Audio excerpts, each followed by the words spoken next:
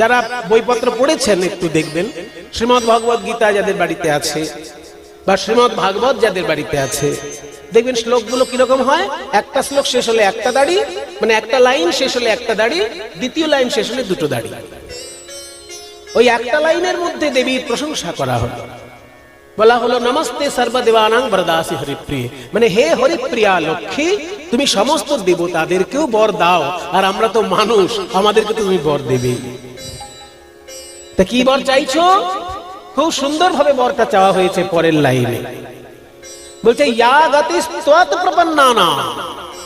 ইয়া মানে যেটা, গতি যে গতিটা হয়, তৎ প্রপন্নানাম তোমার অনুরাগী ভক্তদের, তৎ মানে তুমি, প্রপন্নানাম প্রপন্ন মানে শরণাগত, তোমার শরণাগত ভক্তদের যে গতি লাভ হয় সেই গতিটাই যেন আমারও লাভ হয়।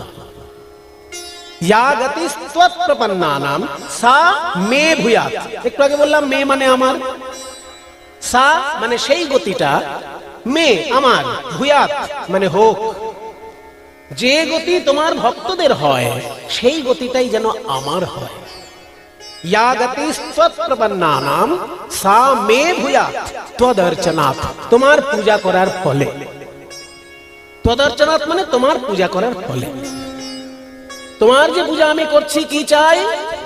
খুব মানে বুদ্ধিযুক্ত একটা প্রার্থনা, বুদ্ধি পরিপূর্ণ প্রার্থনা।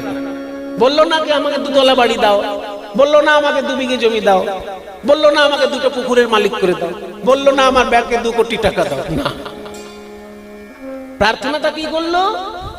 যে তোমার ভক্তদের যে গতি লাভ হয় সেই গতিটা যেন আমার লাভ হয়। তাহলে মা লক্ষ্মীর ভক্তদের কোন গতি লাভ হয়? মা লক্ষ্মীর 2 রকমের ভক্ত আছে, এক হচ্ছে সত্যিকারের লক্ষ্মীর ভক্ত, আর এক হচ্ছে লক্ষ্মীর বোকা ভক্ত। যারা মা লক্ষ্মীর বুদ্ধিমান ভক্ত তারা মা লক্ষ্মীর কাছে সম্পদ পেলে ভালো কাজে লাগায়, আর যারা মা লক্ষ্মীর বোকা ভক্ত তারা মা লক্ষ্মীর কাছে সম্পদ পেলে উল্টো পাল্টা কাজে লাগিয়ে সম্পদটা নষ্ট করে ফেলে। এবার মনে করুন আপনি মা, আর আপনার 2টো ছেলে আছে। একটা ছেলেকে আপনি 100 টাকা দিলেন, সে গিয়ে একটা স্কুলের বই কিনে নিয়ে আসলো। আপনি আর একটা ছেলেকে 100 টাকা দিলেন, সে ফুটানোর জন্য বাজি কিনে নিয়ে চলে আসলো। তাহলে কোন ছেলেটাকে আপনাকে আবার 100 টাকা দেবার ইচ্ছা হবে? যদি আবার কখনো টাকা আপনার হাতে আসে, আগে দেবার ইচ্ছা কাকে হবে? যে বাজি ফুটিয়েছে তাকে? মোটেই না। মা যদি সন্তানের কল্যাণ চায় তাহলে যে ছেলেটি বাজি ফুটিয়ে দিল 100 টাকার, তাকে নিশ্চয়ই দ্বিতীয়বার দেবে কি দেবে না ভেবে দেখবে। কিন্তু যে ছেলেটি বই কিনে এনেছে সেই ছেলেটিকে মা আগে টাকাটা দিয়ে দেবে, কারণ আগের বার 100 টাকার বই এনেছিল, এবার যদি 200 টাকা দিই 200 টাকারই বই কিনবে। পড়াশোনা করে একদিন বড় হবে, হয় কোনো সরকারি অফিসার হবে বা বেসরকারি ফার্মে এমন কাজ করবে জগতের মঙ্গল হবে, কিংবা এমন কিছু কাজ করবে নিজেরও কল্যাণ করবে অন্যেরও কল্যাণ করবে, কারণ বইপত্র কিনেছে পয়সা দিয়ে, বাজি ফুটাই না। কিন্তু যে ছেলেটি বাজি ফুটিয়ে দিল 100 টাকার, পরের বার মা যদি দেয় সেই ছেলেটিকে 50 টাকা দেবে, কারণ 100 টাকার বাজি ফুটিয়ে দিয়েছিল, এবার 50 টাকা বাজি ফুটিয়ে। তারপরে আবার যদি আসে, যে ছেলেটি বই কিনেছিল তাকে মা কিন্তু 300 বা 400 টাকা দেবে, আর যে বাজি ফুটিয়েছিল পরের বার মা তাকে 25 টাকা দেবে। 100, 50, 25 কমতে থাকে। কেন না? মায়ের কষ্টার্জিত পয়সা একজন ছেলে কাজে লাগাচ্ছে আর একজন ছেলে বাজে কাজে খরচ করছে। তাই ভক্ত বুদ্ধি করে প্রার্থনা করছে এই শ্লোকের মধ্যে। এগুলো আপনারা বলেন মায়েরা, লক্ষ্মী পুজোর সময় আপনারা ঠাকুরের সামনে বলেন এই কথাগুলো, কিন্তু মানে বোঝেন না, কারণ সংস্কৃত পড়াশোনাটা আমাদের ভিতরে নষ্ট করে দিয়েছে। বিদেশি শিক্ষায় আমরা শিক্ষিত হয়েছি, আমাদের সংস্কৃত জ্ঞানটা না থাকার ফলে আমরা ভারতীয় সংস্কৃতির অনেক মূল্যবান তথ্য থেকে বঞ্চিত হয়ে যাচ্ছি, অনেক মূল্যবান সম্পদ থেকে আমরা বঞ্চিত হয়ে যাচ্ছি সংস্কৃত ভাষার উপর জ্ঞানটা না থাকার জন্য।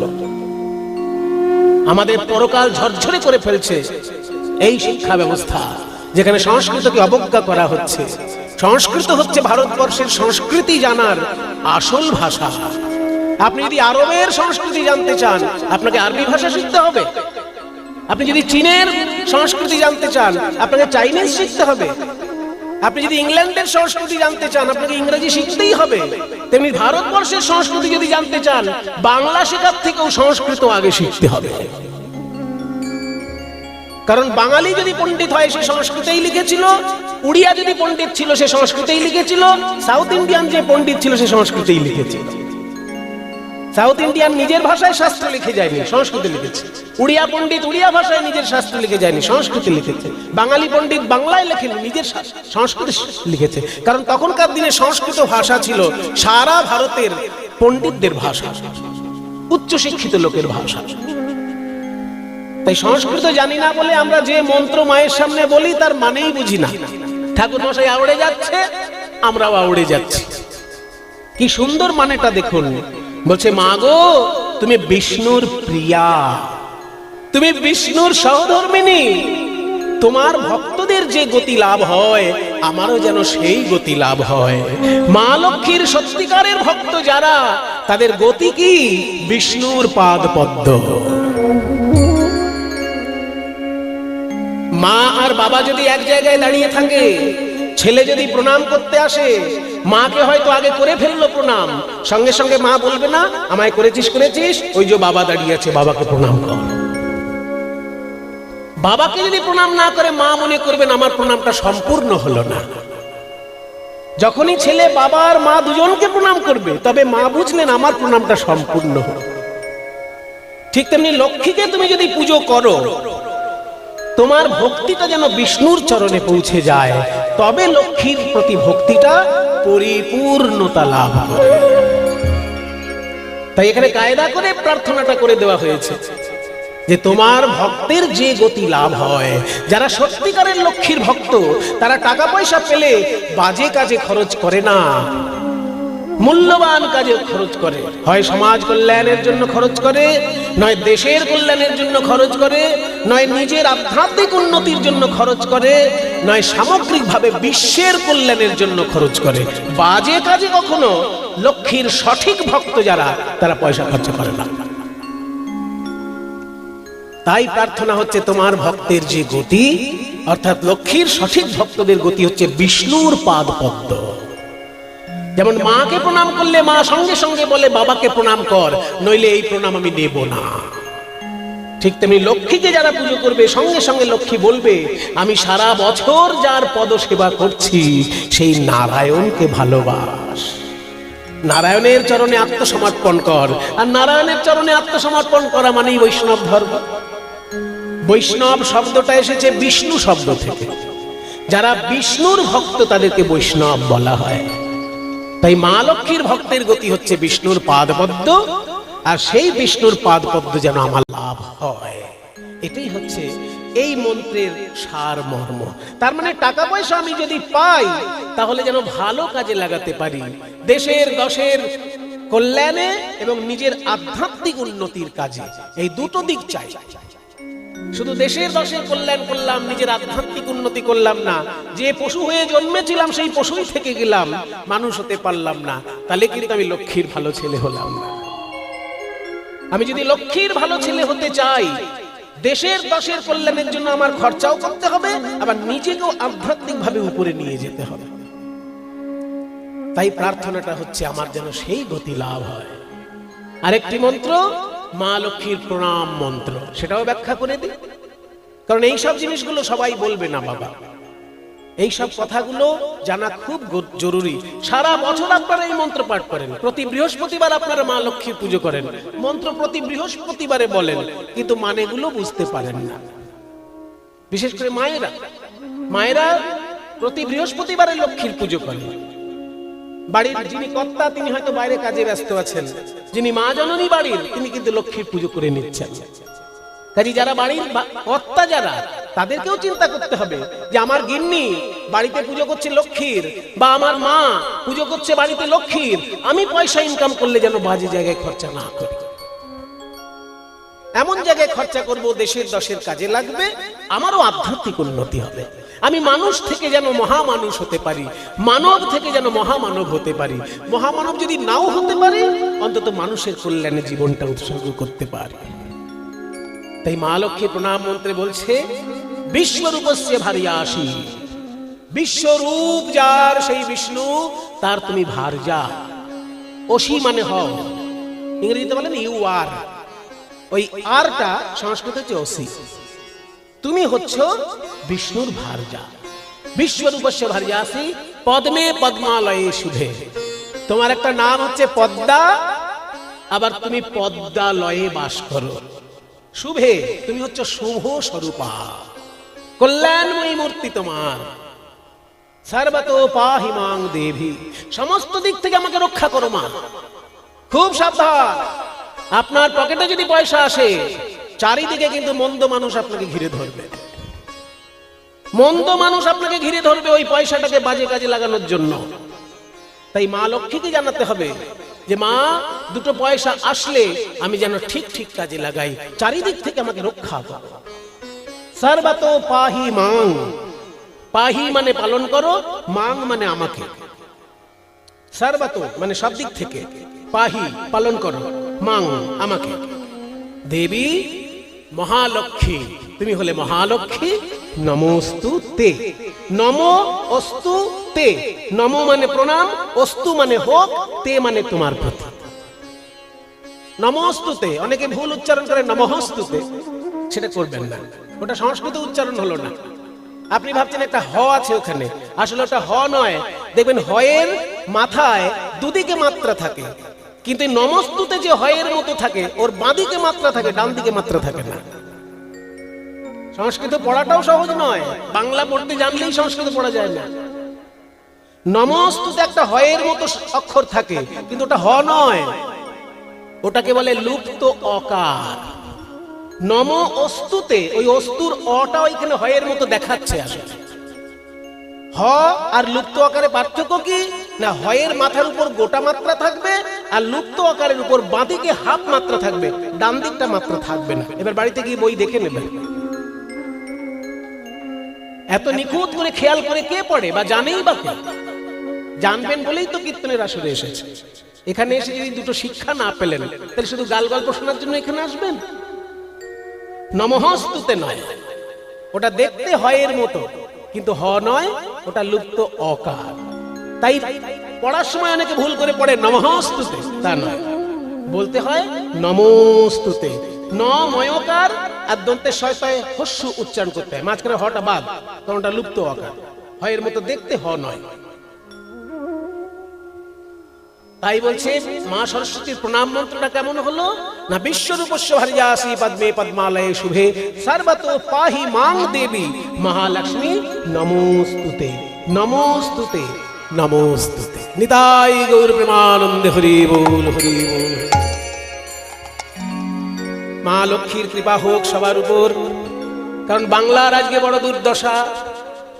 যেদিন থেকে বাঙালি বিদেশিদের দ্বারা চক্রান্তের শিকার হয়েছে, বিদেশি চক্রান্তে বাঙালির জাঁতাকলে পড়ে বাঙালির নিজস্ব সংস্কৃতি আজকে দিকে দিকে আক্রান্ত হচ্ছে। কাজেই বাঙালির এখন খুব দরকার কোমর সোজা করে উঠে দাঁড়ানো। আর কোমর সোজা করে উঠে দাঁড়াতে গেলে সেই দেশের দুটো জিনিস খুব শক্ত হতে হয়, এক হচ্ছে শিক্ষা ব্যবস্থা আর একটা হচ্ছে অর্থ ব্যবস্থা। শিক্ষাটা যদি ভালো না হয় কোমর সোজা করে দাঁড়াতে পারবে না, আর অর্থের যদি শক্তি না থাকে সে জাতি সোজা করে দাঁড়াতে পারবে না। তাই মা লক্ষ্মীকে ঘরে ঘরে পুজো করতে হবে। অর্থ লাভের কি কি পথ আছে খোঁজ নিতে হবে, দু নম্বরই নয়। অর্থ লাভের দু নম্বরই অনেক পথ আছে, সেদিকে আপনিও যাবেন না, আপনার ছেলে মেয়েও যাবে না। যদি কেউ যায় তাকে ফিরিয়ে আনবেন, কারণ দু নম্বরই অর্থ উপার্জনে কোনোদিন শুভ কাজ হতে পারে না। তাই কল্যাণকর কাজ থেকেই অর্থ উপার্জন করতে হবে, কিন্তু অর্থটা যেন ঠিক ঠিক কাজে লাগে, তবে আমাদের এই বাঙালি জাতি আবার সোজা হয়ে দাঁড়াতে পারবে। আমাদের পরম সৌভাগ্য যে আমরা এমন একটি জায়গায় আজকে কীর্তন গান করছি, তার আশেপাশেই বাসুদেব ঘোষের সমাধিস্থল। যে বাসুদেব ঘোষ চৈতন্য মহাপ্রভুর যে বাসুদেব ঘোষ চৈতন্য মহাপ্রভুর সঙ্গী ছিলেন, এবং মহাপ্রভুর সঙ্গী ছিলেন শুধু না, মহাপ্রভুকে যেমন দেখেছেন তেমন পদ লিখেছেন। সবাই একবার প্রণাম করবেন তার উদ্দেশ্যে। বাসুদেব ঘোষ কহে জোড় করি হাত, ওগো যে গৌর সেই কৃষ্ণ সেই জগন্নাথ।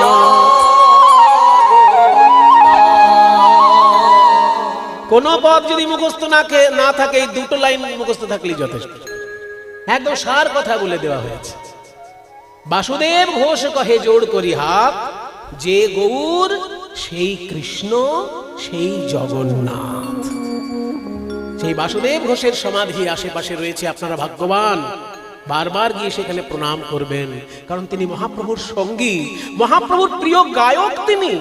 চিন্তা করতে পারেন, মহাপ্রভুর কণ্ঠ থেকে কণ্ঠে সুর নিয়ে গান করেছেন, এমন ভাগ্যবান তিনি। তাই মেদিনীপুর বৈষ্ণব জগতে সব থেকে বেশি সম্মান পেয়েছে যে কারণে, আজকে সেই কারণটি আমরা বিশ্লেষণ করব। কেন মেদিনীপুর জেলা বৈষ্ণব জগতে সব থেকে বেশি বিখ্যাত লাভ করেছে, খ্যাতি লাভ করেছে? অনেক জেলায় অনেক বড় বড় বৈষ্ণব আছেন, মেদিনীপুর জেলাতেও আছেন, কিন্তু সবার সম্পর্কে আমরা জানতে পারি না। আজকে আমরা জানতে পারবো এই মেদিনীপুরের এমন একজন ভক্তের কথা, যার নাম করলে বৈষ্ণব জগতে প্রণাম করতেই হয়। চলুন তার জীবন কথা শোনার জন্য আমরা একটু এগিয়ে যাই। পদকর্তা বলছেন, শ্রী গৌরাঙ্গের দুটি পদ যার ধন সম্পদ, সে জানে ভগতি রসসার। পকেটে পয়সা থাকলে যেমন রসগোল্লার স্বাদ পাওয়া যায়, ওমা মিষ্টির দোকানে রসগোল্লা পাওয়া যায়, আর আপনার পকেটে যদি পয়সা না থাকে স্বাদ পাবেন? এমনি এমনি দেবে দোকানদার? পকেটে পয়সা থাকলে যেমন ওই রসগোল্লার রসের স্বাদ পাওয়া যায়, তেমনি যদি কারোর হৃদয়ে গৌর থাকে তবে সে ভক্তি রসের স্বাদ গ্রহণ করতে পারে। কি কথা বলছেন পদকর্তা, যে শ্রী গৌরাঙ্গের দুটি পদ মানে গৌরাঙ্গ মহাপ্রভুর দুটি চরণ, যার ধন সম্পদ, যার কাছে টাকা পয়সা স্বরূপ। টাকা পয়সা তো টাকা পয়সাই সাধারণ লোকের কাছে, কিন্তু ভক্তের কাছে টাকা পয়সাটা টাকা পয়সা নয়। ভক্তের কাছে গৌর চরণটাই টাকা পয়সা। যেমন পকেটে পয়সা থাকলে রসগোল্লা কিনে তার স্বাদ নেওয়া যায়, তেমনি হৃদয়ে গৌর থাকলে সেই ধন সম্পদ দিয়ে ভক্তি রসের স্বাদ আস্বাদন করা যায়। আর তারপরের লাইনে কি বলছে, গৌরাঙ্গ লীলা শুনলে কি উপকার হয়? গৌরাঙ্গ মধুর লীলা, যার করনে প্রবেশিলা। আমার গৌরাঙ্গ মধুর লীলা, যার করনে প্রবেশিলা। কি লীলা রে,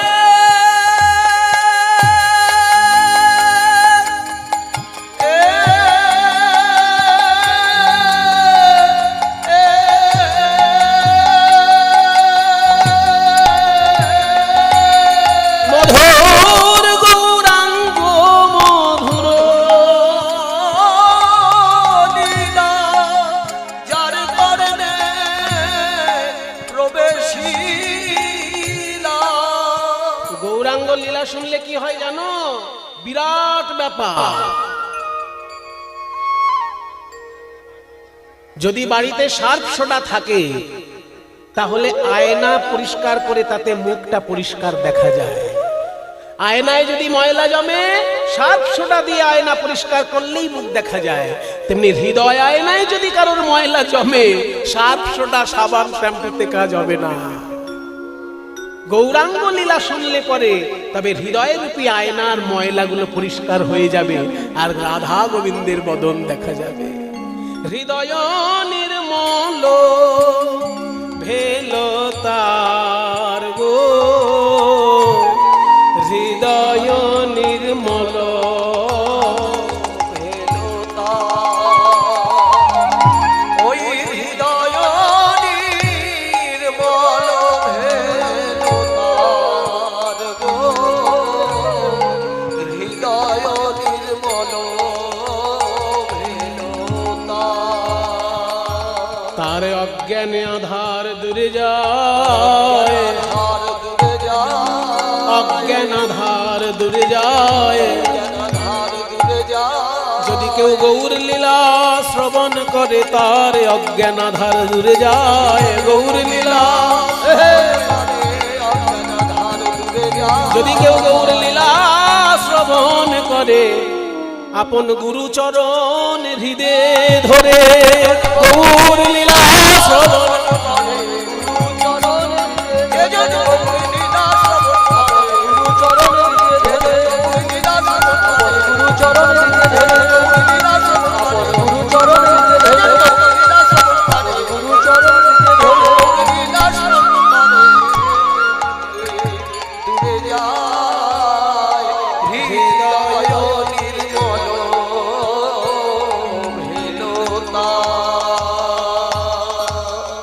খুব মন দিয়ে গানটা শুনবেন, কারণ প্রতি লাইনে নতুন কথা বলা হচ্ছে।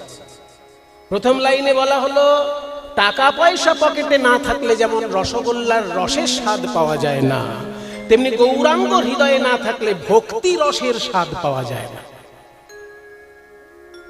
দ্বিতীয় লাইনে বলল গৌরাঙ্গের লীলা যদি কেউ শোনে তবে তার মন রূপী আয়নাটা পরিষ্কার হয়ে যায়। এবার তৃতীয় পংক্তিতে কি বলছে? গৌরাঙ্গের নাম মুখে বললে কি হবে? গৌরাঙ্গের নাম মুখে বললে কি হবে? যদি কেউ বলে গৌর গৌর গৌর গৌর গৌরাঙ্গ মহাপ্রভু শ্রীকৃষ্ণ চৈতন্য, এগুলো বললে কি হবে? এগুলো বললে আবার অন্য উপকার। কিছু কিছু নামের শক্তি, কিছু কিছু শব্দ শক্তি এমন বাবা, সঙ্গে সঙ্গে তার প্রমাণ পাওয়া যায়। যেমন মনে করুন একটা শব্দ আপনাদেরকে আমি বলবো, সেটা যদি আপনারা মুখে মুখে বলেন বেশিক্ষণ বলতে পারবেন না। এখনই বলবো একটা শব্দ, সেটা যদি বলেন বারবার বলতে থাকেন বেশিক্ষণ বলতে পারবেন না। বলি শব্দটা তেঁতুল। বলুন তো তেঁতুল, দেখুন তো মুখটা কেমন হয়। তেঁতুল তেঁতুল তেঁতুল তেঁতুল তেঁতুল তেঁতুল তেঁতুল তেঁতুল। দেখবেন কিছুক্ষণের মধ্যেই মুখটা জলে ভরে গেল। কেন? আমি তো তেঁতুল খাইনি, তেঁতুলের নাম করেছি মাত্র। তাহলে তেঁতুলের শব্দটি মাত্র বলার সঙ্গে সঙ্গে যেমন জিহ্বায় জল আসে, তেমনি গৌর নামের এমন মহিমা। যদি কেউ গৌরাঙ্গ লীলা স্মরণ করে একবার গৌরাঙ্গ নামটি বলে, তার চোখে জল এসে যায় বাবা, চোখে জল এসে যায়। যে গৌরাঙ্গের নাম লয় ওগো তার হয় প্রেমোদয়। যে গৌরাঙ্গের নাম লয় তার হয় প্রেমোদয়। যে গৌরাঙ্গের নাম লয় তার হয় প্রেমোদয়। যে গৌরাঙ্গের নাম লয় তার হয় প্রেমোদয়। শ্রীকৃষ্ণ নাম যদি কেউ মুখে বলে তারও প্রেম উদয় হয়, গৌরাঙ্গ নাম মুখে বললেও তার প্রেম উদয় হয়। কিন্তু দুটোর মধ্যে পার্থক্য কি? বিরাট পার্থক্য আছে। বলছে এক কৃষ্ণ নামে করে সর্বানর্থ নাশ, আর প্রেমের কারণ ভক্তি করয়ে প্রকাশ। হেন কৃষ্ণ নাম জীব লয়ে বহুবার, তবু যদি না হয় প্রেম না বহে অশ্রুধার, তবে জানি অপরাধ আছয়ে প্রচুর। কৃষ্ণ নাম বীজ তাতে না হয় অঙ্কুর। আমার নিতাই গৌরাঙ্গ নামে নাহি সেসব বিচার। নাম লইতে হয় প্রেম আর বহে অশ্রুধার। বলছে বীজ পড়লে তাতে গাছ হয়। বর্ষাকালে যখন জলে ভরে থাকে মাঠ, ধানের বীজ পুঁতে দিলেই গাছ। কিন্তু ওই একই বীজ আমি যদি মরুভূমির বালিতে পুঁতে দিই, গাছ হবে? হবে না, কারণ সেখানের মাটি উর্বর নয়, জলও নেই। ঠিক তেমনি কৃষ্ণ নাম করলেই দিব্য প্রেম উদয় হবার কথা, কিন্তু আমি বারবার কৃষ্ণ নাম করলেও আমার দিব্য প্রেম উদয় হচ্ছে না। কেন? আমার হৃদয়টা উর্বর নয়, মরুভূমির বালি ভর্তি হয়ে আছে। অপরাধে অপরাধে পরিপূর্ণ আমার হৃদয়, তাই কৃষ্ণ নাম বললেও প্রেম লাভ হচ্ছে না। কিন্তু নিতাই গৌর নামের এমন মহিমা, নিতাই চৈতন্য নামে নাহি অপরাধের বিচার, নাম লইতে হয় প্রেম বহি অশ্রুধা। তাই পদকর্তা বলছে, যে গৌরাঙ্গের নাম লয় তার হয় প্রেমোদয়, তার মই যাও বলিহারি। আর এমন যদি ভাগ্যবান কেউ থাকে, হা গৌর বলতে গেলেই কেঁদে ওঠে। দেখবেন আপনারা কখনো কখনো পেয়ে যাবেন এমন ভক্ত। কীর্তনের আসর, ভাগবত পাঠের আসর যেখানে হয়, দেখবেন কখনো কখনো একজন দুজন ভক্ত এমন পাবেন যে গৌরাঙ্গ বলতে গেলেই তার চোখে জল এসে যায়। কেন? কারণ প্রথম তার গুরুর কৃপা হয়েছে তার উপর, দ্বিতীয় সে শাস্ত্র চর্চা করেছে। গৌরাঙ্গ মহাপ্রভুর লীলার এতটা অনুভূতি, এতটা তার গৌরাঙ্গ লীলার রস আস্বাদন, যে গৌরাঙ্গের নাম নিতে গেলেই তার চোখে জল আসে। এরকম ভাগ্যবান ভক্ত যদি কেউ থাকে, তার কি হবে? পদকর্তা বলছে, তার কি হবে? তাকে আর মোটা মোটা বই পড়ে লীলা জানতে হবে না, চোখ বন্ধ করলেই হৃদয়ে মাঝে সে লীলা দেখতে পাবে। গৌরাঙ্গ গুণেতে ঝুরে নিত্য লীলা তার সুরে।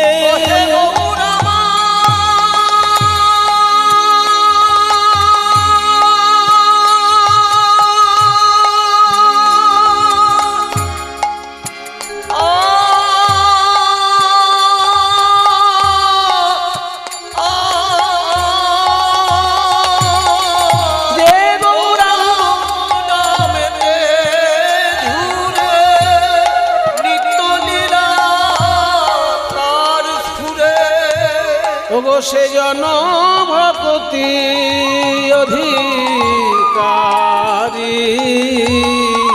সে জন ভক্তি অধিকারী। মায়েরা, আমরা কিন্তু একটা গানের 4টে লাইন শুনলাম এখন পর্যন্ত। তাহলে বৈষ্ণব পদাবলী কত মূল্যবান সম্পদ দেখো। এক একটা লাইন, প্রত্যেকটি লাইনে নতুন কথা শোনাচ্ছে। 4টে লাইন গাওয়া হলো বৈষ্ণব পদাবলী।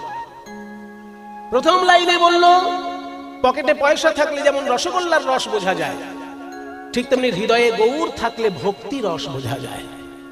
দ্বিতীয় বলল, যদি কেউ গৌরাঙ্গ লীলা শোনে তার হৃদয়টা পরিষ্কার পরিচ্ছন্ন হয়ে যায়। তৃতীয় বলল, যদি কেউ গৌরাঙ্গের নাম মুখে বলে তাহলে তার প্রেম উদয় হয়। চতুর্থ বলল, যদি কেউ গৌরাঙ্গ নাম বলে কাঁদতে পারে তাহলে হৃদয়ে বৃন্দাবনে তার লীলা দর্শন হয়। প্রত্যেকটি পংক্তিতে আমরা নতুন কথা শুনছি। এইবার পদকর্তা বলছে, শোনো ভাই, গৌরাঙ্গ মহাপ্রভুকে যদি কেউ ভালোবাসতে চাও তাহলে গৌরাঙ্গের পার্ষদ যারা, তাদেরকেও কিন্তু সমানভাবে ভক্তি করো। মনে করো তুমি খুব গৌরাঙ্গ মহাপ্রভুকে ভালোবাসো, কিন্তু মুখে জয় নিতাই বলো না। কেউ জয় নিতাই বললে তুমি উত্তরে জয় নিতাই বলো না। কি একটা রাগ তোমার ভেতরে কি জানে, বা কি একটা অজ্ঞানতা তোমার ভিতরে। কেউ হয়তো বললো জয় নিতাই, ও তুমি অমনি তুমি হাতে লাগলে, আমি তো হরে কৃষ্ণ ভক্ত পার্টি, আমি কেন জয় নিতাই বলবো? কাজে কেউ আমার সামনে বললো জয় নিতাই, অমনি আমি তার উত্তরে বললাম হরে কৃষ্ণ। তাহলে তো জয় নিতাই শব্দটাকে অসম্মান করা হলো। তোমার গুরু হয়তো শিখিয়েছে যে যাকেই দেখবে হাত জোড় করে হরে কৃষ্ণ বলবে, তার মানে যে জয় নিতাই বলবে তাকেও হরে কৃষ্ণ বলতে হবে। তাহলে তো নিত্যানন্দকে অসম্মান করে ফেললে তুমি। যে তোমার সামনে বললো জয় নিতাই, তুমি আগে হাত জোড় করে বলো জয় নিতাই, তারপর বলো হরে কৃষ্ণ। কারণ তোমার গুরু শিখিয়েছে যাকে দেখবে তাকেই হাত জোড় করে হরে কৃষ্ণ বলবে, সেটা বলো তুমি। কিন্তু আগে উনি যেহেতু জয় নিতাই বলেছেন, নিত্যানন্দের সম্মানে আগে তাকে হাত জোড় করে জয় নিতাইটা বলে নাও।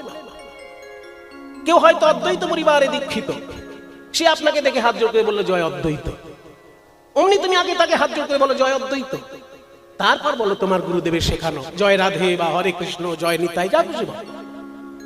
কাজে মহাপ্রভুকে যদি ভালোবাসতে চাও, মহাপ্রভুর পার্ষদ যারা তাদেরকেও সমানভাবে ভক্তি করা শেখো। তা যদি না করো, গৌরাঙ্গের সঙ্গী গণে নিত্য সিদ্ধ করি মানে, গৌরাঙ্গের সঙ্গী গণে নিত্য সিদ্ধ করি মানে, গৌরাঙ্গের সঙ্গী গণে নিত্য সিদ্ধ করি মানে, গৌরাঙ্গের সঙ্গী গণে সিদ্ধ করি মানে, সে যায় ব্রজেন্দ্র সুত ব্রজেন্দ্র সুত গৌরমণ্ডল ভূমি যে বাজানে চিন্তামণি, মণ্ডল ভূমি যে বাজানে চিন্তামণি, তার হয় ব্রজ ভূমে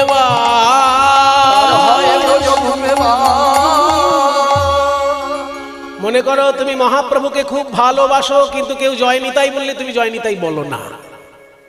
তুমি মহাপ্রভুকে খুব ভালোবাসো, কিন্তু নীলাচলে হরিদাস মঠে হরিদাস ঠাকুরকে প্রণাম করতে গিয়ে হরিদাস ঠাকুরের নামে জয়ধ্বনি না দিয়ে অন্য কিছু বলছো, তাহলে কি হবে জানো? চৈতন্য চরিতামৃত একটা খুব মারাত্মক গল্প বলেছে এই জায়গাটা। ভক্তগণ কিছু মনে করবেন না, শাস্ত্রে আছে বলে আমি বলছি, কিন্তু সেই গল্পটার ব্যাখ্যা করা নেই চৈতন্য চরিতামৃতে। ব্যাখ্যাটা করেছেন ভক্তি সিদ্ধান্ত সরস্বতী, গৌড়ীয় মঠের যিনি প্রতিষ্ঠাতা, সেই ভক্তি সিদ্ধান্ত সরস্বতী ব্যাখ্যাটা করেছেন। বলছে, একেতে বিশ্বাস আর অন্য অসম্মান, অর্ধ কুটিকা ন্যায় তোমার প্রমাণ।